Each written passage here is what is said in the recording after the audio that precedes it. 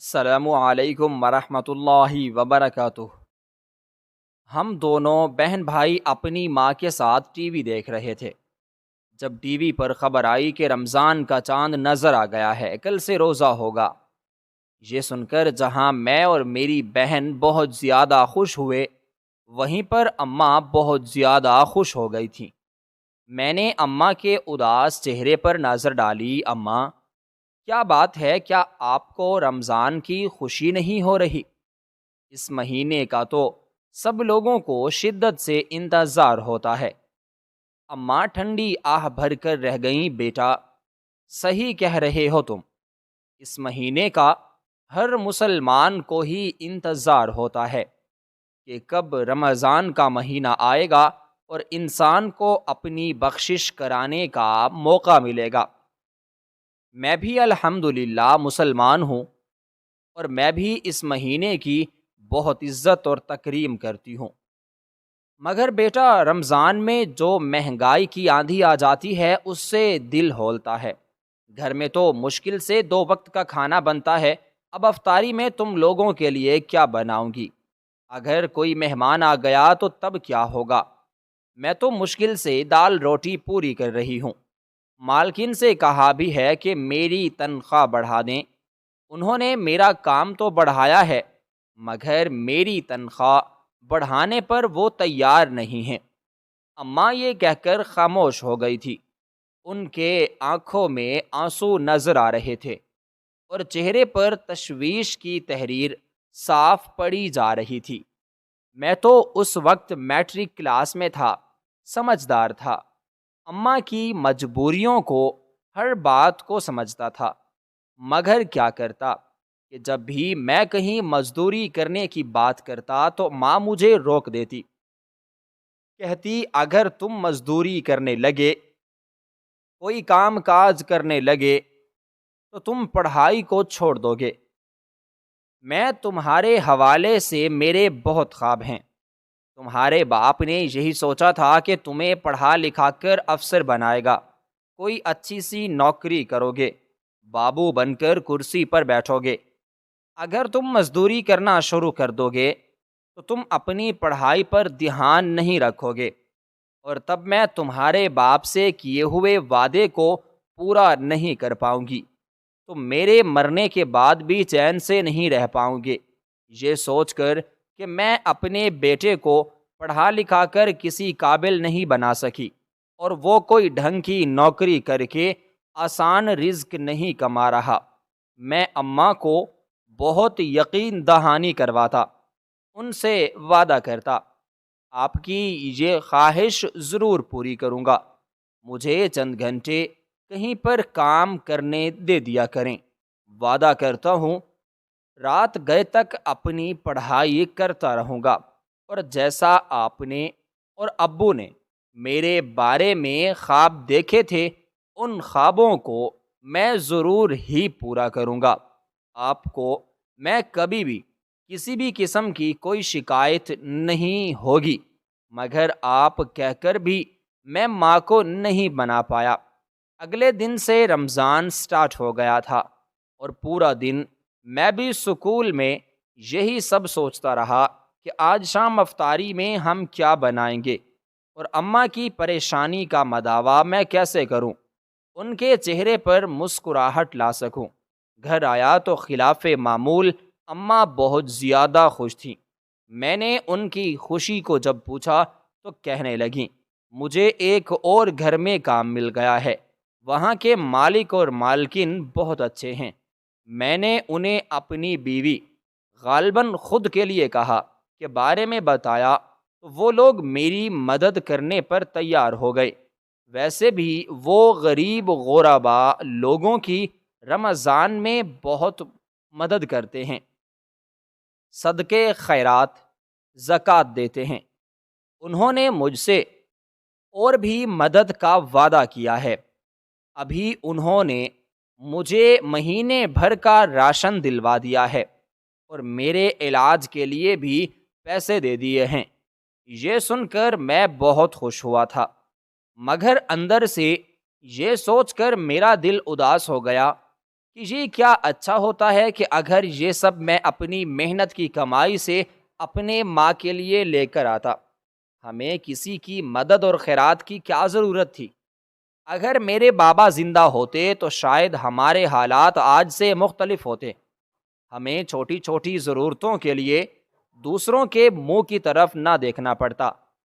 اماں بتاتی تھیں کہ جب وہ بس میرے والد زندہ تھے تو وہ بہت زیادہ محنت کرتے تھے، غریب لوگوں پر بھی خرچ کیا کرتے تھے، اپنی ضروریات کو پسے پشت ڈال کر وہ ہمیشہ دوسروں کی مدد کرنے کے لیے تیار رہتے تھے۔ میں بھی اپنے باپ جیسا ہی بننا چاہتا تھا تاکہ غریب مسکین لوگوں کی مدد کر کے ان کی دعائیں لے سکوں، مگر نہ جانے میں اپنی اس خواہش کو پورا کر بھی پاتا یا نہیں، یعنی زندگی مجھے آگے پڑھنے کا موقع بھی دیتی یا میں ادھوری تعلیم لے کر کوئی بھی مشقت والا کام کرنے پر مجبور ہو جاتا۔ پڑھائی میں تو میں بہت اچھا تھا، دن رات محنت کرتا، اپنی پڑھائی میں جتا رہتا۔ اس دن مجھے اسکول سے جلدی چھٹی ہو گئی تھی۔ آج ہم لوگوں کا ٹیسٹ تھا، پیپرز ہونے والے تھے، اس لیے ٹیسٹ کے بعد اسکول انتظامیہ چھٹی دے دیا کرتی تھی، اور انہی ٹیسٹ کی بنیاد پر ہی اس بات کا فیصلہ ہونا تھا کہ ہم لوگوں کے سالانہ داخلے بھیجے جائیں یا مسترد کیے جائیں۔ جو بچے ان ٹیسٹوں میں اچھے نمبر لے کر پاس ہوتے، داخلہ صرف انہی کا جانا تھا، اس لیے میں بہت زیادہ محنت کر رہا تھا۔ آج جب گھر آیا تو دروازہ میری چھوٹی بہن نے کھولا تھا، حالانکہ آج سے پہلے کبھی ایسا نہیں ہوا تھا۔ میری چھوٹی بہن جو 8ویں کلاس میں پڑھتی تھی، وہ اپنے اسکول سے گھر آتے ہی سو جایا کرتی تھی، اور اس وقت تک اماں گھر آ جاتی تھیں۔ میرے لیے وہی دروازہ کھولا کرتی تھی۔ آج مجھے روزے کی شدت بھی محسوس ہو پا رہی تھی، اور میں اماں کو اپنے ٹیسٹ کے بارے میں بتانا چاہتا تھا۔ اس لیے جب اماں کے کمرے میں گیا تو جیسے ہی میں نے دروازے پر جا کے ہاتھ رکھا اور ایک مرد کو اپنے کمرے سے باہر نکلتے ہوئے دیکھا، مرد بھی مجھے دیکھ کر گھبرا گیا، جلدی سے وہ دروازہ کراس کر کے چلا گیا۔ میں اپنی جگہ پر پتھر کا بت بنا کھڑا رہا، ہکا بکا سا اپنی ماں کو دیکھ رہا تھا، جن کے چہرے پر ہوائیاں اڑ رہی تھیں۔ ماں، یہ کون تھا؟ میرے منہ سے بمشکل آواز نکلی۔ ماں کہنے لگیں، جن کے گھر میں کام کرنے کے لیے جاتی ہوں، یہ وہاں کے مالک ہیں۔ یہ مجھ سے پوچھنے کے لیے آئے تھے کہ ہمیں کسی چیز کی ضرورت تو نہیں۔ مجھے یہ سب دیکھ کر بہت برا لگا تھا۔ ماں جو بھی ہیں، آپ کو انہیں اپنے کمرے میں نہیں بٹھانا چاہیے تھا، انہیں باہر برآمدے میں بٹھا دیتی، ان سے کہہ دیتی کہ ہمیں کسی چیز کی ضرورت نہیں ہے۔ ماں کہنے لگیں، بیٹا، وہ بڑے لوگ ہیں، میں نہیں چاہتی کہ کب کس بات پر وہ برا مان جائیں، اور میں ان کی ناراضی کی متحمل بالکل نہیں ہو سکتی۔ ان کے گھر میں کام کرتی ہوں تو وہ مجھے میری محنت کا معاوضہ دیتے ہیں۔ وہ اچھے لوگ ہیں، اچھی نیت رکھتے ہیں، اسی لیے تو وہ میری مدد کرنے کے لیے تیار ہو گئے ہیں۔ ماں مختلف تعویلیں دیتی رہیں، مگر یہ بات مجھے بہت بری لگی تھی کہ ایک غیر مرد کو ماں اپنے کمرے میں لے آئیں۔ مجھے اپنی ماں پر خدا نخواستہ کسی قسم کا شک نہیں تھا، نہ ہی کبھی میں نے ان کے بارے میں کوئی غلط بات سنی تھی۔ محلے والے سبھی کہتے تھے کہ میری ماں جیسی با کردار اور شریف عورت اس پورے محلے میں کہیں دوسری نہیں۔ ماں نے شرافت سے اپنی بیوگی کاٹی تھی، مردانہ وار حالات کا مقابلہ کیا، لوگوں کے گھروں میں جا کر کام کیا، محنت مزدوری کی، لیکن کبھی کوئی غلط کام نہیں کیا۔ نہ ہی کبھی کسی کو خود پر انگلی اٹھانے کا موقع دیا۔ ہماری تربیت میں بھی انہوں نے کسی قسم کی کوئی کمی یا کوتاہی نہیں آنے دی تھی۔ یہی وجہ تھی کہ سب لوگ ہی انہیں سراہتے تھے اور مجھے بھی اپنی ماں پر فخر ہوتا تھا۔ مگر آج جو کچھ میں نے دیکھا تھا وہ میں کسی طرح سے بھی بھلا نہیں پا رہا تھا۔ افطاری میں بہت ساری چیزیں تھیں جو آج سے پہلے ہمارے گھر میں کبھی بھی نہیں بنی تھیں، مگر نہ جانے کیوں آج میرا دل ان سب سے اچاٹ ہو گیا تھا۔ کچھ کھانے کو دل نہیں کر رہا تھا۔ بار بار اسی آدمی کا چہرہ سامنے آ رہا تھا۔ ماں نے میری بے خیالی کو دیکھ کر مجھے ٹوکا، کیا ہو گیا ہے تمہیں ثقلین؟ تم کچھ کھا کیوں نہیں رہے ہو؟ تمہاری طبیعت ٹھیک ہے؟ میں نے طبیعت کی خرابی کا بہانہ بنا کر ماں کو ٹال دیا اور پھر پڑھائی کا نام لے کر اپنے کمرے میں آ کر بیٹھ گیا۔ مگر زندگی میں پہلی بار ایسا ہوا تھا کہ میں کچھ پڑھنے کے قابل نہیں رہا تھا۔ کتاب کھولتا تو لفظ جیسے آنکھوں کے سامنے گڈمڈ ہونے لگتے تھے اور میں چاہ کر بھی ایک لفظ نہیں پڑھ پایا تھا۔ صبح جب اسکول گیا تو اسی بات کی پریشانی تھی کہ پتہ نہیں میرا پیپر کیسے ہوگا، کیونکہ پوری رات تو میں کتاب کا ایک لفظ بھی نہیں پڑھ پایا۔ مگر اللہ کے کرم سے میرا پیپر بہت اچھا ہو گیا تھا۔ آج جب میں گھر آیا تو دروازے کے باہر ایک بڑی سی گاڑی کھڑی دیکھی۔ اس گاڑی میں وہی آدمی تھا اور اب وہ گاڑی واپس لے کر جا رہا تھا۔ میں وہیں پر سن سا کھڑا رہ گیا، سوچنے لگا کہ کیا یہ آدمی آج بھی ہمارے گھر آیا تھا؟ میں دور تک اس کی گاڑی کو دیکھتا رہا۔ میرے دل میں کبھی یہ خواہش تھی کہ ایسی گاڑی میرے پاس بھی ہو۔ چاہتا تھا کہ پڑھ لکھ کر امیر بن جاؤں۔ جب میرے پاس بہت سارے پیسے آئیں گے تو یہی گاڑی لوں گا۔ اور اب مجھے ایسا لگ رہا تھا جیسے وہ آدمی میرے خوابوں کی زندگی جی رہا ہو۔ میرے دل میں ایک عجیب سا احساس ہونے لگا تھا، حسرت کا احساس۔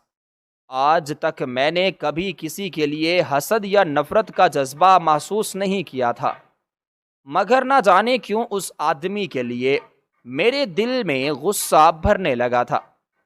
آج میں نے خود اپنی آنکھوں سے اسے گھر کے اندر نکلتے یا داخل ہوتے نہیں دیکھا تھا، اس لیے میں اماں سے اس بارے میں بات نہیں کر سکتا تھا۔ مگر میرا موڈ بری طرح خراب تھا۔ اماں نے سمجھا کہ شاید میرا پیپر ٹھیک نہیں ہوا۔ وہ مجھے اس حالت میں دیکھ کر بالکل پریشان ہو گئیں۔ کیا بات ہے بیٹا؟ کیا تم نے پیپر اپنا ٹھیک سے نہیں دیا؟ میں نے تمہیں کتنی بار کہا ہے کہ تم بلا وجہ پریشان مت ہوا کرو۔ اپنے ذہن کو سوچوں سے پاک رکھو۔ اپنے ذہن کو خالی رکھو گے تبھی تو تم کچھ پڑھ پاؤ گے۔ ایسے تو اگر تمہارے نمبر اچھے نہیں آئے تو تمہارا داخلہ کیسا ہوگا؟ میں خاموشی سے ماں کو دیکھنے لگا تھا، مگر بامشکل ہی خود کو کچھ کہنے سے باز رکھا۔ اگلے کئی دن خیریت سے گزر گئے تھے۔ میں نے دوبارہ اس آدمی کو گھر کے آس پاس نہیں دیکھا تو آہستہ آہستہ میں اس بات کو بھولنے لگا۔ دل میں اطمینان ہونے لگا۔ خود کو یوں لگا کہ میں نے اپنی ماں پر شک کیا، اپنی ماں کے بارے میں غلط سوچا۔ میری ماں تو ایسا کرنے کے بارے میں سوچ بھی نہیں سکتی تھی۔ مگر محلے والوں کو جب میں نے عجیب عجیب انداز میں سرگوشیاں کرتے سنا تو میں ٹھٹک کر رہ گیا تھا۔ اس دن میں دکان پر سودا سلف لینے کے لیے آیا، تب میں نے دکاندار کو ایک لڑکے سے کہتے سنا۔ میں اس لڑکے کی ماں کی بات کر رہا تھا۔ ساری زندگی اس نے بشرافت سے گزار دی، اپنی بیوگی میں اپنی ذات پر کبھی کوئی داغ نہیں لگنے دیا، کبھی کسی مرد کے نام کا حوالہ اس کے نام کے ساتھ نہیں لگا۔ اور اب نہ جانے وہ امیر آدمی ہے جو اس کے گھر میں آتا جاتا ہے۔ محلے والے پوچھتے ہیں تو کہتی ہے میرا رشتہ دار ہے، مگر میں حیران ہوتا ہوں کہ وہ آدمی بیٹے کی موجودگی میں گھر کیوں نہیں آتا۔ ان کی بات سن کر میرے پاؤں کے نیچے سے زمین نکل گئی تھی۔ جس بات کو میں سرسری لے رہا تھا، جس بات کو میں نے اپنے ذہن سے نکال دیا تھا، وہ بات اتنی معمولی نہیں تھی۔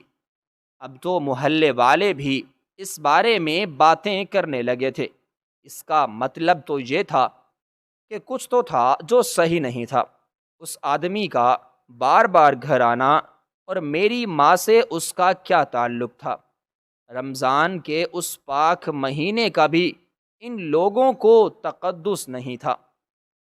یہ سب باتیں محلے کے لوگ کہہ رہے تھے کہ رمضان میں بھی اس عورت نے اتنی بے حیائی پھیلا رکھی ہے۔ سب لوگ اس پر تھوک رہے ہیں، اپنے کانوں کو ہاتھ لگا رہے ہیں۔ جوانی تو سنبھال کر رکھی، مگر اب پچھلی عمر اس عورت سے سنبھل نہیں رہی۔ میں گھر آیا تو اپنی ماں کو غور سے دیکھنے لگا۔ میری ماں 40 سے 45 سال کی عمر کی عورت تھی۔ ان کی شادی بہت کم عمری میں ہو گئی تھی، بچے بھی جلدی ہو گئے۔ اسی لیے ہمارے جوان ہونے کے باوجود بھی ماں ابھی تک جوان دکھتی تھیں، اپنی عمر سے کئی سال چھوٹی نظر آتی تھیں، اور آج کل تو وہ اور بھی زیادہ نکھر کر رہ گئی تھیں، بہت خوبصورت لگنے لگی تھیں۔ میں نے غور سے ان پر نظر ڈالی تو میں ٹھٹک کر رہ گیا تھا۔ ان کے جسم پر قیمتی لباس تھا۔ میری ماں نے تو کبھی سستا سا سوٹ بھی اپنے لیے نہیں بنایا تھا۔ ان کے پاس اتنے پیسے نہیں بچتے تھے۔ اگر 2 پیسے ہوتے بھی تو سب سے پہلے میرے اور میری بہن کے لیے کپڑے لے کر آتی، اس کے بعد اپنے لیے بناتی۔ اور اب یہ سب میں نے ان کے ہاتھوں میں سونے کی انگوٹھی دیکھی جو ان کے سفید ہاتھوں پہ چمک رہی تھی۔ میرا دل جیسے سکڑ کر مٹھی میں آ گیا تھا۔ میں کبھی اپنی ماں کو ہوس پرست نہیں سمجھتا تھا، نہ ہی اب ان کے بارے میں کوئی غلط خیال کر سکتا تھا۔ تو کیا میری ماں اب ان مادی خواہشات کے لیے، مادی سہولیات کے لیے اس حد تک چلی گئی؟ ماں، یہ انگوٹھی اور یہ قیمتی کپڑے کہاں سے آئے ہیں؟ ماں گڑبڑا گئیں، کہنے لگیں وہ مالکن کے کپڑے پرانے ہو گئے تھے، اس لیے انہوں نے اپنے یہ کپڑے مجھے دے دیے ہیں، اور یہ سونے کی انگوٹھی کیا یہ بھی پرانی ہو گئی تھی جو انہوں نے آپ کو دے دی؟ نہ چاہتے ہوئے میرے لہجے میں طنز آ گیا تھا۔ ماں مجھے غصے سے گھورنے لگیں، کہنے لگیں یہ تم اپنی ماں سے کس قسم کی باتیں کر رہے ہو؟ تم نے اپنا انداز دیکھا ہے؟ یہ انداز اپنی ماں کے ساتھ بات کرنے والا ہے۔ اب میں قدرے شرمندہ سا ہو کے رہ گیا۔ مجھے بھی اپنے رویے کی تلخی کا احساس ہو گیا تھا۔ ماں، اگر آپ مجھے یہ بتا دیں کہ آپ کے پاس یہ انگوٹھی کہاں سے آئی؟ یہ انگوٹھی تو بہت قیمتی لگ رہی ہے۔ ماں کہنے لگیں یہ تمہارے باپ کی آخری نشانی ہے، میں نے اسے ہمیشہ سنبھال کے رکھا تھا، مگر اب میں نے اسے اپنے ہاتھوں میں پہن لیا تاکہ ہر وقت مجھے تمہارے باپ کی موجودگی کا احساس رہے۔ میرے تو خیالات وہیں کے وہیں جم گئے تھے۔ گھر میں تو سونے کے نام پر ناک کی لونگ تک ماں کے پاس نہیں تھی، اور یہ اتنی بڑی انگوٹھی اگر ماں کے پاس یہ تھی تو ماں نے اس کا پہلے کبھی ذکر ہم لوگوں سے کیوں نہیں کیا؟ میرا دل بری طرح سے کھٹک گیا تھا۔ میں سوچنے لگا کہ میں کیا کروں؟ کیا میں سکول پڑھنے کے لیے جاؤں یا اپنی ماں کو رنگے ہاتھوں پکڑنے کی کوشش کروں؟ یہ سوچ کر میرا دل مٹھی میں آ گیا تھا کہ اگر اپنی ماں کو کسی اور مرد کے ساتھ دیکھوں تجھے کتنا ہی ہولناک منظر ہوگا۔ میں ایک نوجوان لڑکا تھا، مہدی عمر میں تھا۔ اس عمر میں لڑکوں کے بھٹکنے کے چانسز بہت زیادہ ہوتے ہیں۔ وہ اپنے راستوں سے، اپنی منزلوں سے بہک جاتے ہیں، بری صحبتوں میں پڑ جاتے ہیں۔ میں نے آج تک خود کو سنبھال کے رکھا تھا، غلط لڑکوں کی صحبت سے دور رہا تھا، یہ سوچ کر کہ ماں کو دکھ ہوگا۔ اور ماں وہ خود کیا کر رہی تھی اس عمر میں، وہ خود کو نہیں سنبھال پا رہی تھی۔ پوری پوری رات میں یہ سب سوچتا رہتا تھا۔ بہت مشکلوں سے میں نے اپنا ذہن اپنی پڑھائی کی طرف لگایا تھا۔ محلے والے بھی طرح طرح کی باتیں بناتے۔ پہلے محلے بھر کی عورتیں ہمارے گھر آتی تھیں ماں سے نت نئے مشورے لینے کے لیے۔ میری ماں بہت اچھے اچھے پکوان بناتی تھی۔ جب سے وہ لوگوں کے گھروں میں جا کے کام کرتی تھی تو وہاں پر زیادہ تر کام ان کا کھانے پکانے کا ہی ہوتا تھا۔ وہ طرح طرح کے کھانے بنا بنا کر ماہر ہو چکی تھیں، اس لیے جب بھی کسی گھر میں کوئی مہمان وغیرہ آتا تو وہ سیدھا سیدھا میری ماں کے پاس آتا تاکہ کوئی اسے اچھی سی ریسپی مل جائے۔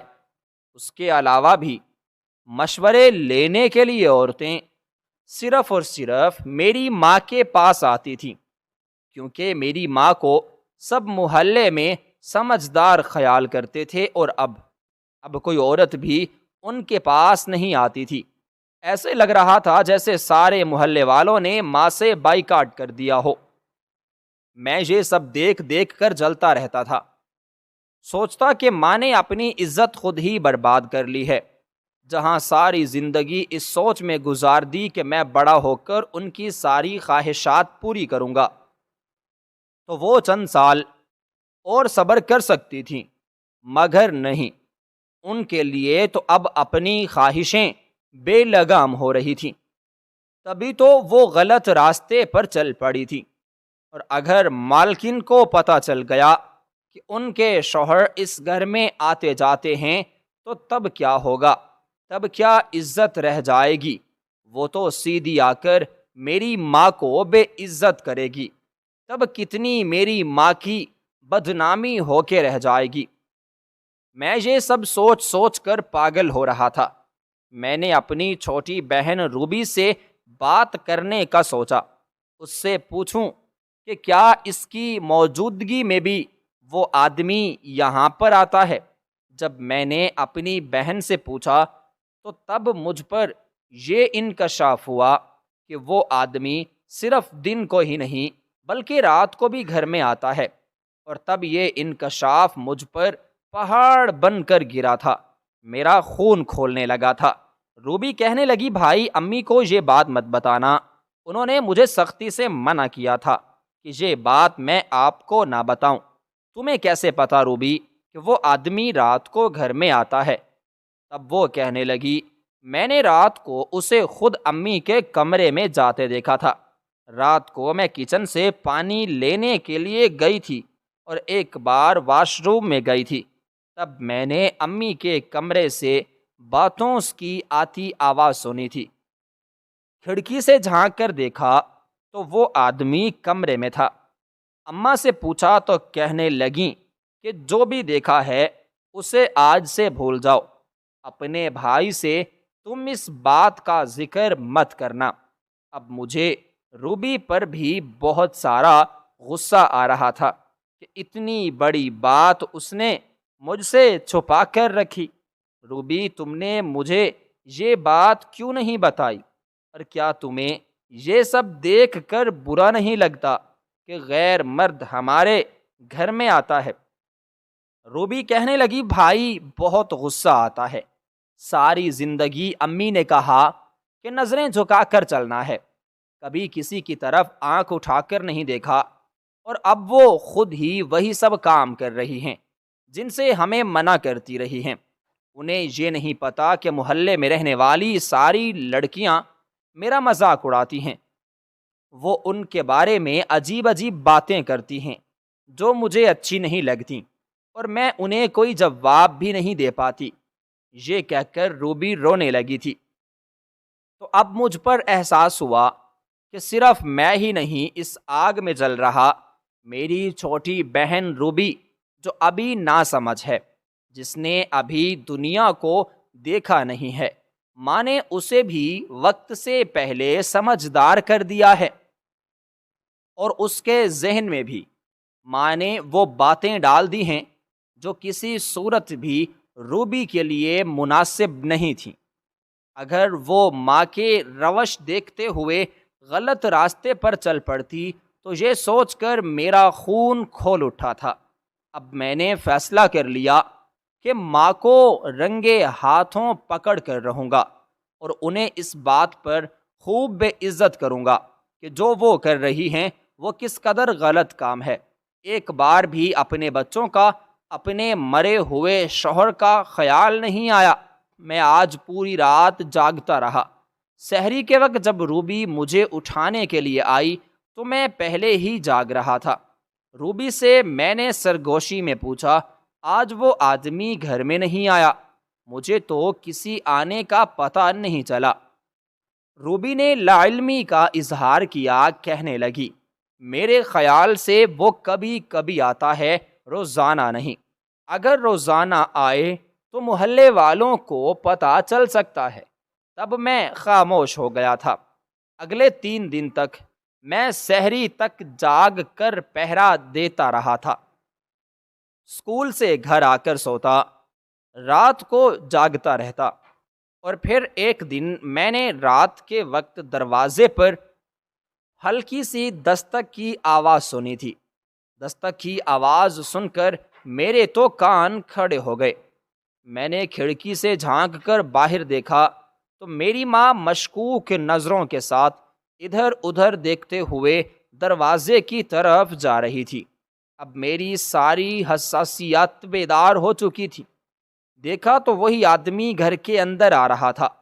وہ مسکراتے ہوئے محبت بھری نظروں سے ماں کو دیکھ رہا تھا، اور یہ دیکھ کر میرا ایک بار پھر سے خون کھول اٹھا تھا۔ ماں اسے لے کر اپنے کمرے کی طرف چلی گئی تھی۔ تب میں بھی چپکے سے اپنے کمرے سے باہر نکلا تھا۔ میں خود کو ہر طرح کے حالات کے لیے تیار کر رہا تھا۔ جانتا تھا کہ مجھے کیا کچھ دیکھنے کو مل سکتا ہے، اور وہ دیکھ کر مجھے اپنے جذبات پر قابو بھی رکھنا تھا۔ مجھے نہ غصہ کرنا تھا، نہ شور مچا کر محلے والوں کو اکٹھا کرنا تھا۔ یہ سب کر کے میری اپنی ہی بدنامی ہوتی، اور کل کو جب میں اپنی بہن کی شادی کرتا تو تب میرے لیے بہت سارے مسائل کا سامنا کرنا پڑتا۔ اگر بات نکل جاتی تو لوگ کہتے ہیں جیسی ماں ویسی بیٹی۔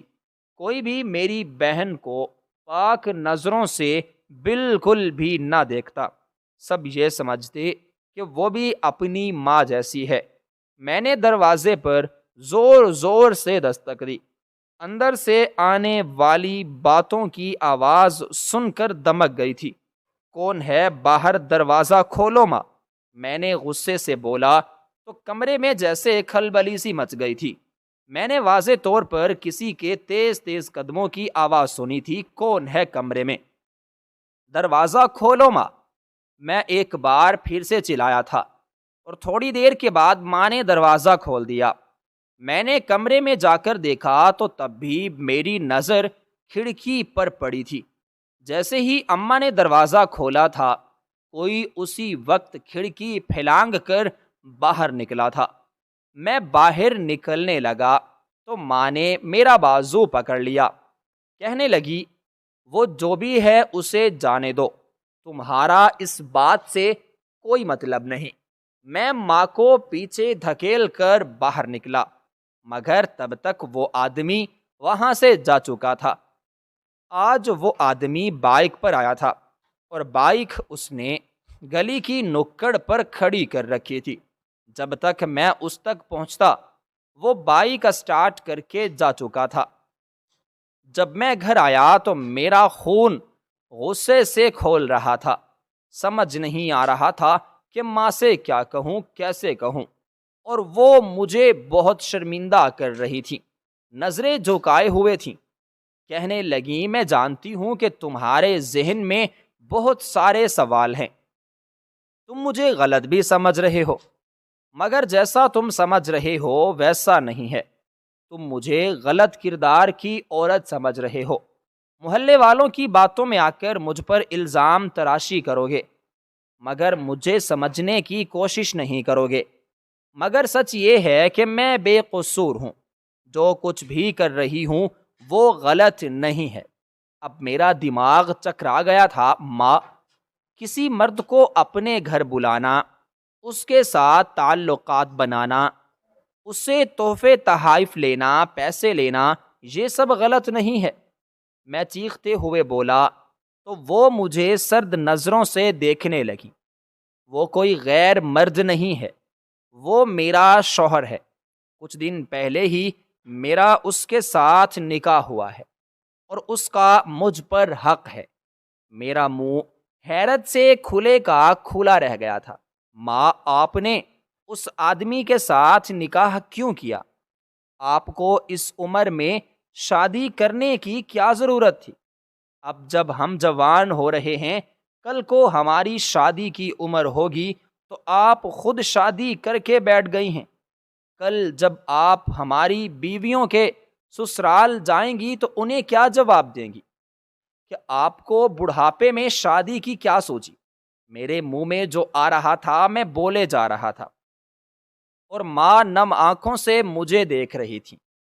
مجھے لگا تھا تم میرے سمجھدار بیٹے ہو، بڑے ہو گئے ہو، ان معاملات کی سمجھ رکھ سکتے ہو، میری مجبوری کو سمجھو گے، میری بات کو بھی سمجھ سکو گے، مگر تم بھی میری امیدوں پر پورا نہیں اترے۔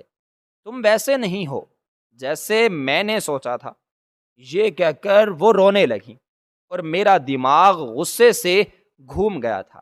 ماں، آپ ایک جوان بیٹے سے یہ امید رکھ رہی ہیں کہ بڑھاپے میں اس کی ماں دوسری شادی کر لے اور وہ غصہ نہ کرے، نہ باز پرس کرے۔ آپ نے ہمیں بغیر بتائے نکاح کیا، محلے بھر میں ہمارا تماشا بن گیا، آپ بھی بدنام ہو گئیں، اور اب امید ہے کہ میں چپ رہوں۔ میں اتنا بے غیرت نہیں ہوں۔ میں کمرے سے باہر کی طرف جانے لگا تھا کہ ماں نے میرا بازو پکڑ کر روک لیا۔ کہنے لگیں، ادھوری بات سن کر تم یہاں سے نہیں جا سکتے، تم میرے سامنے بیٹھو، میں تمہیں بتاتی ہوں کہ شرجیل کو میں کب سے جانتی ہوں اور کیسے۔ کہنے لگیں، اس وقت میں میٹرک کلاس میں تھی جب وہ ہمارے گاؤں کے رشتہ دار محلے میں آ کر رہنے لگے تھے۔ شرجیل میرا خالہ زاد ہے۔ وہ بہت سیدھا سادہ نوجوان تھا، سب لوگ اس کا مذاق اڑاتے تھے۔ میں اس وقت میٹرک کلاس میں تھی۔ جب شرجیل کو میں نے پہلی بار دیکھا تو مجھے عجیب سا احساس ہونے لگا تھا، کیونکہ ماں نے بتایا تھا کہ میری شادی شرجیل کے ساتھ ہوگی، اور شرجیل کے لیے میرے دل میں جذبات پیدا ہونا کوئی انوکھی بات نہیں تھی۔ شرجیل اپنے ماحول اور ارد گرد کے لوگوں سے شوقی تھا۔ کہتا کہ مجھے غربت والی زندگی سے نفرت ہے، میں ایسی زندگی بالکل نہیں جینا چاہتا، میں کسی قابل انسان بننا چاہتا ہوں، بہت سارا پیسہ کمانا چاہتا ہوں تاکہ میرے آگے کام کرنے والے بہت سارے ملازم ہوں، میرے منہ سے بات نکلی اور میرا کام ہو جایا کرے۔ میں اور باقی سب لوگ اس کی باتوں پر ہنستے تھے، کہتے تھے کہ ہم غریب لوگ ہیں، 2 وقت کا کھانا مشکل سے کھاتے ہیں، ہم تو خود دوسروں کے گھروں میں جا کے کام کرتے ہیں، تو کوئی ہمارے آگے کیوں کام کرے گا؟ اور ایسا کیسے ممکن ہے کہ ہم جیسے لوگوں کے پاس اتنا پیسہ آئے؟ پیسہ تو پیسے کو کھینچتا ہے، کیونکہ جو ہمارے پاس ہے ہی نہیں۔ مجھے شرجیل کی باتوں پر بہت ہنسی آتی تھی۔ اس کی باتیں کسی دیوانے کا خواب لگتی تھیں۔ کوئی بھی نہیں جانتا تھا کہ وہ کیا کر رہا ہے، کن سرگرمیوں میں ملوث ہے۔ اور پھر ایک دن اس نے بتایا کہ اس کا ایک دوست دبئی میں رہتا ہے، اور اپنے اسی دوست کے ذریعے اس نے بھی دبئی جانے کا اپنے لیے بندوبست کر لیا تھا۔ گھر والوں کو اس نے یہ بات تب بتائی جب اس کے جانے میں صرف 3 دن باقی رہ گئے تھے۔ یہ سب اس نے اس لیے کیا تھا تاکہ کوئی اسے روک نہ سکے۔ جیسا اس نے سوچا تھا ویسا ہی ہوا۔ خالہ نے روتے ہوئے اس کے قدموں میں دوپٹہ پھینک دیا۔ تم مجھے اکیلا چھوڑ کر نہیں جا سکتے، ہم روکھی سوکھی کھا لیں گے، کم میں گزارا کر لیں گے، مگر تم باہر مت جاؤ۔ جوان بیٹے ہو، تمہارے بغیر میں کیسے رہوں گی؟ مگر شرجیل سب کی باتوں کو نظر انداز کر کے سب کو روتا ہوا چھوڑ کر دبئی چلا گیا۔ وہاں جا کر اس نے خوب پیسہ کمایا، گھر کی حالت بھی تبدیل کر لی، اور پھر میں نے سنا کہ وہ دبئی سے امریکہ چلا گیا ہے۔ اب اسے گئے ہوئے 6 سال کا عرصہ گزر چکا تھا۔ میں اس وقت 8 جماعتیں پڑھ کر گھر میں بیٹھ چکی تھی، حالانکہ میری اتنی عمر نہیں تھی۔ پھر بھی ماں باپ کو میری بہت زیادہ فکر تھی، کیونکہ اب تو خالہ خالو کے گھر کے حالات بدلنے کے ساتھ ساتھ ان کی نظریں بھی بدل گئی تھیں۔ انہوں نے گھر بہت اچھے علاقے میں لے لیا تھا، اور سب سے پہلا کام انہوں نے یہ کیا تھا کہ اپنے رشتہ داروں سے رشتہ توڑ دیا تھا، اپنی سگی بہن اور بھائیوں سے بھی ملنا جلنا چھوڑ دیا تھا۔ یہ سب کر کے کہیں کوئی ان سے پیسے نہ مانگ لے یا رشتہ جوڑنے کی بات نہ کرے۔ خالہ جو مجھے کبھی لپٹا لپٹا کر پیار کرتی تھی، اب وہ کبھی پلٹ کر بھی مجھے نہ دیکھتی تھی۔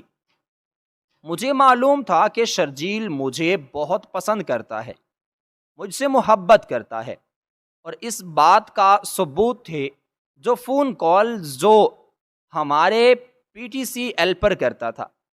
کبھی کبھی گھر والوں سے چھپ کر میں اگر اس سے بات کرتی تو وہ اپنی بے تابیوں کی مجھے داستانیں سنانے لگ جاتا۔ میں نے اسے اس کے گھر والوں کے رویے کے بارے میں بتایا تو کہنے لگا، تم فکر مت کرو، میں جلد ہی واپس آ جاؤں گا۔ شادی تو میں تمہارے ساتھ ہی کروں گا، کسی اور کو میں کبھی بھی اپنی زندگی میں شامل نہیں کروں گا۔ یہ سن کر میں بھی خوش تھی اور مطمئن تھی کہ شرجیل جیسا شخص مجھ سے محبت کرتا ہے، مگر میرے ماں باپ کسی طرح بھی مطمئن نہیں ہو رہے تھے۔ ایک دن میرے لیے ایک اچھے گھرانے سے رشتہ آیا تو ابا اماں سے کہنے لگے، ایک بار تم اپنی بہن سے بات کر لو، اگر وہ ابھی تک اپنے رشتے پر قائم ہے تو ہمیں اپنی بیٹی کی رخصتی کرنے میں دیر نہیں کرنی چاہیے۔ اس سے پوچھو کہ شرجیل واپس آ رہا ہے یا نہیں، لیکن اگر وہ ٹال مٹول سے کام لے تو بھی مجھے سیدھی بات آ کر بتانا، مجھے بیچ میں لٹکائے مت رکھنا۔ میں اتنا اچھا رشتہ اپنے ہاتھ سے کھونا نہیں چاہتا۔ ویسے بھی میری بیٹی کی عمر نکلتی چلی جا رہی ہے، میں چاہتا ہوں کہ اسے وقت پر اس کے گھر کا کر دوں۔ یہ سوچ کر مجھے بہت دکھ ہوا کہ اب کیا کروں، اماں ابا کو کیسے سمجھاؤں کہ میں خود بھی شرجیل کے علاوہ کسی سے شادی نہیں کرنا چاہتی۔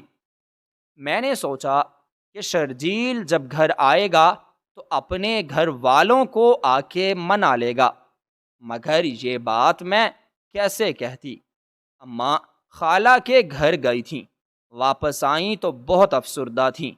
کہنے لگیں دولت نے ان لوگوں کو بدل دیا ہے، شرجیل نے امریکہ میں شادی کر لی ہے اور اب اپنی بیوی کو لے کر یہاں آ رہا ہے۔ یہ سن کر مجھ پر تو جیسے پہاڑ ٹوٹ پڑا۔ میں شرجیل سے خفا ہو گئی۔ اس کے بعد جب بھی اس کی کال آئی میں نے اس کی کال ہی نہیں اٹھائی۔ مجھے اس سے نفرت ہو گئی تھی کہ جو شخص یہاں وعدے کرتا تھا وہ وہاں اپنی مرضی سے زندگی گزار رہا ہے۔ تب ابا نے غصے میں آ کر جلد بازی میں فیصلہ کر لیا اور پھر میری شادی تمہارے باپ کے ساتھ طے ہو گئی۔ شادی کے بعد پتہ چلا کہ وہ گھر، وہ کاروبار، جو کچھ ان لوگوں نے ہمیں بتایا تھا وہ سب کا سب جھوٹ تھا۔ میرے شوہر تو ایک مزدور آدمی تھے، مگر میں نے سب کچھ صبر شکر کر کے گزارا کر لیا، کبھی بھی کسی سے کوئی گلا کوئی شکوہ نہیں کیا۔ کچھ سال پہلے اماں ابا جب زندہ تھے تب انہوں نے مجھے بتایا کہ خالہ خالو ایک روڈ ایکسیڈنٹ میں انتقال کر گئے۔ وہ لوگ ان سے ملنے کے لیے گئے تھے اور پھر ان کے انتقال کے بعد ہمارا ان سے رشتہ ٹوٹ گیا تھا، کیونکہ شرجیل یہاں تھا نہیں اور اپنی بہنوں کی شادیاں وہ کر چکا تھا۔ وہاں پر کوئی نہ تھا جس سے تعلق رکھا جاتا۔ اماں بس بند ہو گئی تھی، مگر اس دن جب میں مالک کے گھر کام کرنے گئی تب میں نے شرجیل کو دیکھا، وہی میرا خالہ زاد جو مجھ سے محبت کے دعوے دار تھا، جو میرا منگیتر تھا۔ وہ بھی مجھے پہلی نظر میں پہچان گیا تھا، کیونکہ مجھ پر وقت نے زیادہ اثر نہیں ڈالا تھا۔ وہ پھر میرا پیچھا کرتے ہوئے یہاں پر آیا، مجھے بتانے لگا کہ اسے میری شادی کی اطلاع میری شادی کے ایک ہفتے بعد ملی تھی۔ تب وہ کیا کر سکتا تھا؟ اس نے صبر و شکر کر کے اس بات کو پی لیا کہ اس کی پسند کسی اور کی ہو گئی ہے۔ دوبارہ وہ کبھی میرے راستے میں نہیں آیا۔ آج جب اسے پتا چلا کہ میں بیوہ ہوں، اکیلی ہوں، تو اس نے مجھے نکاح کی پیشکش کی، اپنی محبت اور اپنے رشتے کا حوالہ دیا۔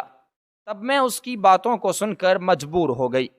میں نے بتایا کہ تم لوگ اس بات پر خفا ہوگے، میرے بچے جوان ہیں، مگر وہ کہنے لگا کہ میں تمہارے بچوں کو سنبھالوں گا، وقت آنے پر انہیں ساری بات بتاؤں گا تو تمہارے بچے سمجھ جائیں گے۔ اور ویسے بھی بیٹا، بیوہ کے دوسرے عقد کرنے پر اسلام نے بھی اجازت دی ہے، وہ چاہے کسی بھی عمر کی ہو۔ نکاح کو تو اولین درجہ حاصل ہے، نکاح کرنے والے کو پسند کیا جاتا ہے کیونکہ وہ سنت پر عمل کرتا ہے۔ لیکن جہاں پر ہمارے معاشرے میں اس بات کو لوگوں کے لیے تانا بنا دیا جاتا ہے، اگر کوئی زیادہ عمر ہونے کے بعد نکاح کرے یا دوسرا نکاح کرے تو لوگ اپنی باتوں اور رویوں سے اسے شرمسار کرتے ہیں۔ ماں کی بات سن کر میں نے اپنا سر جھکا لیا۔ ماں، میں نہیں چاہتا تھا کہ وہ آپ کے خالہ زاد ہیں، اور نہ ہی میں اس پوری کی پوری کہانی کو جانتا تھا، اور مجھے یہ بھی نہیں معلوم تھا کہ آپ دوسرا نکاح کر چکی ہیں۔ میں تو محلے والوں کی باتوں میں آ کر آپ کو غلط سمجھنے لگا تھا، آپ پر شک کیا، اب مجھے معاف کر دیں۔ ماں نے مجھے اپنے گلے سے لگا لیا، کہنے لگی میں جانتی تھی کہ میرا بیٹا بہت بہادر ہے، وہ اس بات کو سمجھ جائے گا۔ اب میں روبی کو بھی سچ بتا دوں گی، اسے بھی سمجھا لوں گی۔ میں نے وہاں سے کہا، آپ نے اس نکاح کو چھپا کر کیوں رکھا؟ اگر وہ آدمی آپ کو سچے دل سے اپنی زندگی میں شامل کر چکا ہے تو یہ بات وہ اپنے گھر والوں کو کیوں نہیں بتا رہا؟ ماں کہنے لگی، وہ اپنے گھر والوں کو جلد ہی یہ بات بتا دے گا، اور ویسے بھی اس کی اپنی بیوی سے بنتی نہیں ہے۔ اس کی بیوی ایک آوارہ مزاج عورت ہے، وہ جلد ہی اس سے چھٹکارا حاصل کرنے والا ہے، اور وہ گھر جس میں کبھی کام کاج کرنے کے لیے جاتی تھی، اب اس گھر کی مالکن بن کر رہ جاؤں گی۔ کچھ دن کے بعد ماں نے مجھے بتایا کہ شرجیل انکل نے اس عورت کو طلاق دے دی ہے۔ ہم محلے والوں کی نظروں میں اپنے لیے تذلیل اور حقارت دیکھ رہے تھے۔ محلے والے کہنے لگے کہ میری ماں نے اس عورت کو طلاق دلوا دی۔ اس عورت کا گھر تباہ و برباد کروا دیا۔ میں جب بھی باہر نکلتا تو لڑکے مجھ پر ہنستے، طرح طرح کے مجھ پر طنز کرتے، مگر میں سب کی باتوں کو نظر انداز کر دیتا۔ جانتا تھا کہ اب ان باتوں پر جلنے کڑنے کا کوئی فائدہ نہیں ہے، جو ہونا تھا وہ ہو چکا، مقدر نے جو کھیل کھیلنا تھا وہ کھیل لیا تھا۔ اب ہم لوگ اس گھر میں آ چکے تھے۔ شرجیل انکل مجھ سے اور روبی سے پیار کرتے تھے، مگر ہم دونوں نے کبھی بھی انہیں اپنے باپ کا مقام دینے پر رضامندی ظاہر نہیں کی تھی۔ میں نے کبھی بھی انہیں اپنا باپ نہیں کہا تھا، ہمیشہ انہیں انکل کہہ کر ہی مخاطب کیا۔ ماں دوبارہ سے اپنے رشتہ داروں سے ملنے لگی تھی۔ وہ سب لوگ جو ان سے کبھی چھوٹ گئے تھے اب ان کے پاس آ چکے تھے، ان سے مل چکے تھے۔ ماں بہت خوش تھی اور میں انہیں خوش دیکھ کر بہت مطمئن تھا۔ دن مہینے سالوں میں بدلتے گئے تھے۔ میں نے ہر کلاس میں ٹاپ کیا تھا، یونیورسٹی میں پہنچ چکا تھا۔ شرجیل انکل ہی میری تعلیم کا خرچہ اٹھا رہے تھے۔ ماں کہتی کہ تم نے پڑھ لکھ کر کسی قابل بننا ہے، تب میں مسکرا کر سر جھکا دیتا۔ میں بھی تو یہی چاہتا تھا کہ میں خود کسی قابل بنوں، اس گھر سے بہت دور چلا جاؤں، روبی کی شادی خود کرواؤں۔ اس آدمی نے ہم پر جتنے احسان کیے وہ کافی ہیں، اب میں مزید اس آدمی سے کوئی احسان نہیں لینا چاہتا تھا۔ MBA کرنے کے بعد میں ایک جاب کرنا چاہتا تھا، مگر شرجیل انکل نے مجھے ٹوک دیا۔ کہنے لگے میرا اپنا بزنس ہے اور تم میرے اپنے بیٹے ہو، تم مجھے غیر کیوں سمجھتے ہو؟ تو ابھی تک میں نے تمہیں غیر نہیں سمجھا، مگر تم ہو کہ ابھی تک مجھے قبول نہیں کر پا رہے۔ آج شرجیل انکل نے مجھے آڑے ہاتھوں لیا تھا۔ جب انہیں پتہ چلا کہ میں کوئی جاب ڈھونڈ رہا ہوں، میں نے انہیں بتایا کہ میں خود سے کچھ کرنا چاہتا ہوں، میں خود ہی اپنے پیروں پر کھڑا رہنا چاہتا ہوں۔ تب وہ کہنے لگے بیٹا، دنیا والے جو کہتے ہیں کہتے رہیں، ہمیں دنیا والوں سے بیٹے کیا لینا دینا؟ میری اپنی کوئی اولاد نہیں ہے اور تم لوگ ہی میرے اپنے ہو، میرے اپنے بچے ہو، اور یہ سب کچھ تم لوگوں کا ہی ہے۔ اگر تم لوگ نہیں سنبھالو گے تو یہ سب مجھے کسی غیر کو سونپنا پڑے گا، اور غیر میری چیزوں، میری جائیداد کی حفاظت ویسے نہیں کر پائے گا جیسے تم لوگ کرو گے۔